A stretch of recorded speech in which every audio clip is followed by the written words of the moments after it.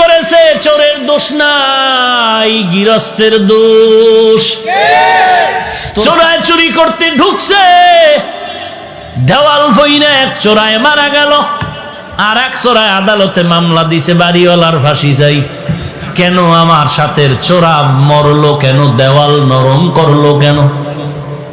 মহামান্য আদালত এমন মগা, মামলা আমলে নিয়া ডাকছে বাড়িওয়ালারে, ডাইকা কয় তোর ফাঁসি হবে। কেন স্যার? কয় দুই চোরায় চুরি করতে ঢুকছে, এক চোরায় তোর দেওয়াল পরে মারা গেল, তুই দেওয়াল নরম করে উঠাইলি কেন? বাড়িওয়ালা কয় স্যার মাফ করবেন, আমার কোনো দোষ নাই, এই দেওয়াল আমি উঠাই না, রাজমিস্ত্রি উঠিয়েছে। মহামান্য আদালত কয় তুমিও খালাস। কই রাজমিস্ত্রির ডাক। স্যার বলে স্যার নাই, এক্ষুনি ফাঁসি। বলে কেন? কথা শুনেন, কি সমস্যা? বলে দেওয়াল নরম করে উঠাইলি কেন? বলে দেওয়াল উঠাইছি আমি, তবে নরম আমার কারণে হয় নাই, যেই যোগালি আমার এই সিমেন্ট মিলাই দিছে, পানি বেশি দিছে, নরম হয়ে গেছে, আমার কোনো দোষ নাই। মহামান্য আদালতকে তোরও মাফ করে দিলাম। ধর যোগালি কই, এই তুই পানি নরম করে বালু দিলি কেন?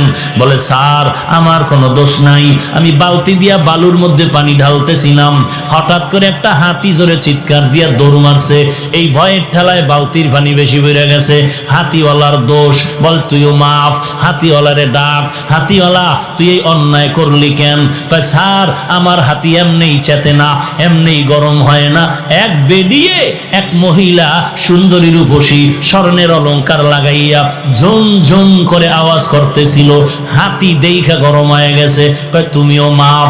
মহিলার ঝুনঝুনালারে ডাক, মহিলা ডাকছে, এই ম্যাডাম তোমার ফাঁসি হবে। বলেন কি ম্যাডামের ফাঁসি হবে? বলে হ্যাঁ। কেন?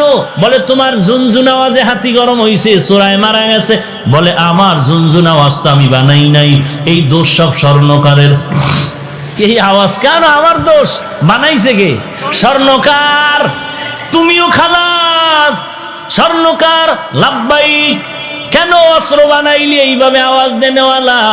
স্বর্ণকার এবার তো কোনো দেয়ালে পেট থেকে গেল, এখন আর কোনো জবাব নাই। স্যার কিছু করার নাই, বানাইছি তো বানাইছি। বলে এখন তোর ফাঁসি হবে। বলে কই এর ফাঁসি আমার গলায় আসলো কেন? কি এর ফাঁসি? বলে পরে ফাঁসির পরে জানা যাবে, এখন ফাঁসি হবে, কোনো কথা নাই। কপাল